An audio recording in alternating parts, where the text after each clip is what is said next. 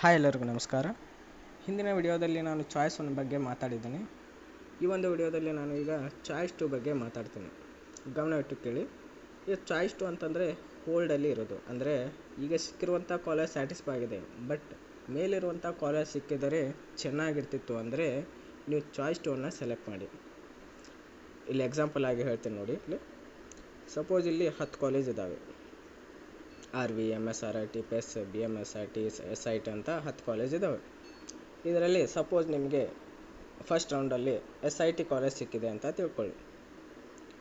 Next procedure ಏನಾಗ್ತದೆ ಅಂದರೆ, second ರೌಂಡಿಗೆ ಹೋಗೋದು ಪ್ರೊಸೀಜರ್ ಏನಾಗ್ತದೆ ಅಂದರೆ, ನೆಕ್ಸ್ಟ್ ಅಂದರೆ 6 to 10 ಇರುವಂಥ ಕಾಲೇಜ್ ಎಲ್ಲ ಏನಾಗ್ತವೆ, ಡಿಲೀಟ್ ಆಗ್ತವೆ. ನಿಮಗೆ ಸಿಕ್ಕಿರುವಂಥ ಕಾಲೇಜ್ ಹೋಲ್ಡಲ್ಲಿ ಇರುತ್ತೆ. ನೆಕ್ಸ್ಟ್ 6 to 10 ಇರುವಂಥ ಕಾಲೇಜ್ ಎಲ್ಲ ಡಿಲೀಟ್ ಆಗ್ತವೆ.